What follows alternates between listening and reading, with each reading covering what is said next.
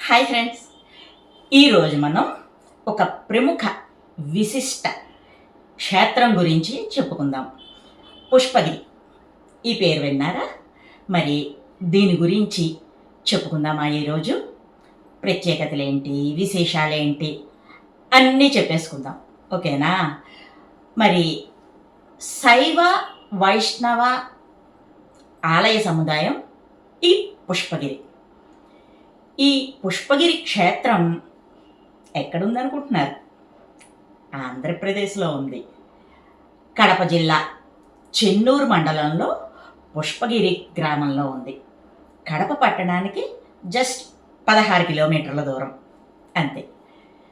ఇక ఈ పుష్పగిరి గురించిన మొట్టమొదటి ప్రస్తావన స్కంద పురాణంలో శ్రీశైల ఖండంలో ఉంది. ఇక్ష్వాకురాజుల శాసనాలలో శ్రీశైల మల్లికార్జున జ్యోతిర్లింగానికి దక్షిణ ద్వారంగా ఈ పుష్పగిరిని అభివర్ణించారు.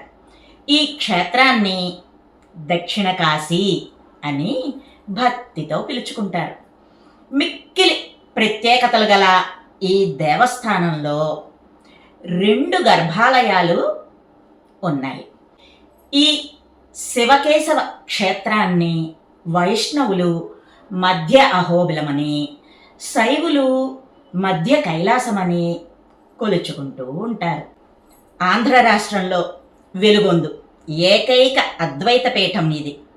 మరి పినాకినీ నదికి ఎదురుగా చెన్నకేశవ స్వామి దేవాలయం విరాజిల్లుతోంది.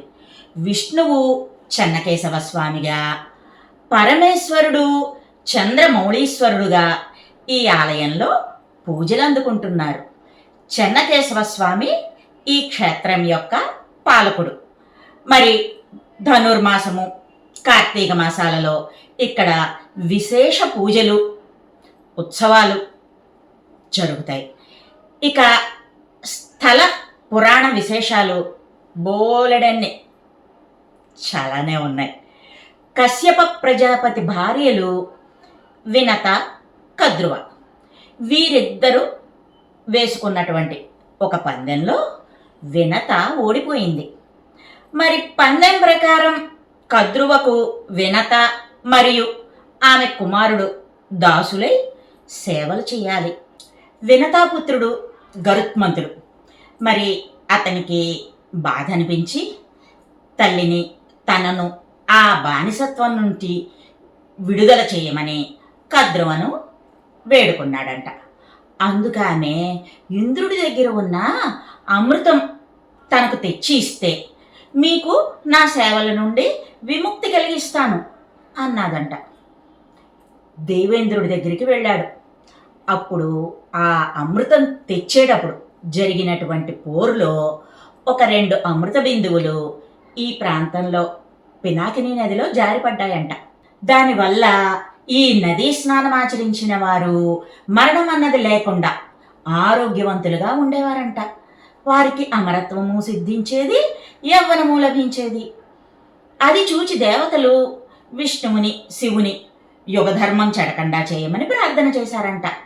అప్పుడు వారు కైలాస పర్వతం నుండి ఒక చిన్న ముక్కని ఆ నీటిలో వేయించారంట. కానీ ఆ నదికి అమృత ప్రభావం ఉంది కదా, అందువల్ల ఆ పర్వతం నీటిపై పువ్వులా తేలియాడిందంట. దానితో శివకేశవులిద్దరూ ఆ పర్వతాన్ని నీటిలో మునిగేలా కాలితో తొక్కి పట్టారంట. అలా ఈ పుష్పగిరి ప్రాంతంలో శివకేశవులు వెలిసారని చెబుతారు. ఈ ఆలయాన్ని విద్యారణ్య స్వామి నెలకొల్పినట్టుగా పురాణాలు చెప్తున్నాయి. ఆదిశంకరాచార్యులు ఇక్కడ శ్రీచక్రాన్ని ప్రతిష్ఠించారు. పినాకిని కాశీశ్వరాలయం వైపుగా పయనిస్తుంది. అందువల్ల దక్షిణ కాశీగా పుష్పగిరిని అభివర్ణిస్తారు. పాపాగ్ని, కుముద్వతి, మాండవి, వల్కల, పినాకిని అనే పంచనదుల సంగమ స్థానం ఇది. ఈ సంగమమే పెన్నా నది. మరి పుష్పగిరి పీఠం సాధ్యాయ ప్రవచనాల నిలయం. చాలా ప్రాచీనత కలిగినటువంటి ఈ ఆలయ పరిసరాలలో ఎంతో మంది దేవతామూర్తులు కొలువై ఉన్నారు. వారిలో పుష్పాచలేశ్వరుడు, కాశీ విశ్వనాథుడు, వైద్యనాథ స్వామి, చెన్నకేశవ స్వామి, ఉమామహేశ్వరుడు, త్రికూటేశ్వరుడు, సంతాన మల్లేశ్వరుడు, సాక్షి మల్లికార్జునుడు, శ్రీ యోగాంజనేయమూర్తి, ప్రయాగమాధవుడు, కామాక్షి అమ్మవారు, శ్రీచక్రం మొదలైనవి చాలా ముఖ్యమైనవి. ఇక్కడ రుద్రపాదం, విష్ణుపాదం ఉన్నాయంట. ఒకప్పుడు కాళింది పేరుతో ఒక మడుగు ఇక్కడ ఉండేదంట. ఇది ఇంకో కథ. ఆంజనేయుడు ఒక పర్వతాన్ని ఆ మడుగులో వేశాడంట.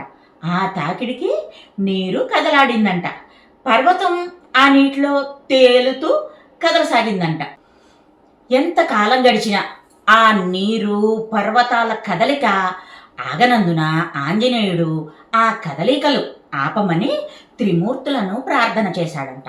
ఆ ప్రార్థనకి త్రిమూర్తులు తమ పాదాలను ఆ పర్వతంపై ఉంచి కదలకుండా చేశారంట. శ్రీ మహావిష్ణువు హనుమంతుని ఏదైనా వరం కోరుకోమన్నారంట. ఆ స్వామి తారక మంత్రోపదేశం చేయమని కోరాడంట. నీవు లక్ష్మీదేవిని ఉపాసించు, ఆమె నీ కోరిక తీర్చుతుంది అన్నారంట. ఆ మాటలు మారుతికి కోపం తెప్పించాయంట. దానితో తన బాలాన్ని విరిచి అక్కడే శిలారూపమై నిలిచిపోయాడంట. అది చూచి పార్వతి, సరస్వతి ఇద్దరు లక్ష్మీదేవి దగ్గరికి వెళ్ళి ఆంజనేయుని శాంతపరచమని కోరారంట. దానితో ఈ శిలారూపుడైనటువంటి ఆంజనేయుడికి ఎదురుగా యోగాసనంలో కూర్చొని కోపం వదిలి శాంతించవయ్యా అని చెప్పిందంట లక్ష్మీదేవి. ఇచ్చట నువ్వే ముఖ్యుడవు, నీ పూజే ముందుగా జరుగుతుంది, ఆ తరువాతే నా పూజ జరుగుతుంది అని లక్ష్మీదేవి మారుతిని శాంతింపచేసిందంట. ఆ కాళింది మడుగును అందరూ సామాన్యమైనదిగా భావించేవారు. కానీ ఒకరోజు ఒక రైతు తన ముసలి దున్నని ఆ మడుగులో కడిగాడంట. విచిత్రంగా ఆ ముసలి దున్న పడుచుదున్నగా మారిపోయిందంట. అది చూసి ప్రజలు ఆశ్చర్యపోయారంట. అప్పటి నుండి ఆ మడుగు పవిత్రత, ప్రాధాన్యత అందరికీ తెలిసి స్నానాలు చేసి తమ అనారోగ్యాలను రూపుమాపుకొని ఆరోగ్యవంతులవుతున్నారంట. ఆ ప్రాంతానికి ఒకసారి జనమేజయ మహారాజు వచ్చి ఆ మడుగు మహత్యాన్ని తెలుసుకుని అక్కడ శివకేశవులకు ఒక ఆలయాన్ని కట్టించి అందులో శివకేశవులను ప్రతిష్ఠించారని చెబుతారు. పశ్చిమ ముఖంగా ఉన్న ఈ ఆలయంలో చెన్నకేశవుడు, శివుడు, ఆంజనేయుడు మనకి దర్శనమిస్తారు. ఇక్కడ అర్చకులు నిత్య పూజలతో పాటు అర్చనలు, ప్రత్యేక పూజలు, చైత్ర బహుళ త్రయోదశి నుండి వైశాఖ శుద్ధ తదియ వరకు బ్రహ్మోత్సవాలు మహావైభవంగా నిర్వహిస్తారు. ఇలా అనేక పురాణ, ఇతిహాస, చరిత్రతో ముడిపడి ఉన్నటువంటి ఈ పురాతన క్షేత్ర రాజాన్ని జీవితంలో ఒక్కసారైనా దర్శించి ఆనందానుభూతిని పొందుదాం. మన జన్మను తరింప చేసుకుందాం.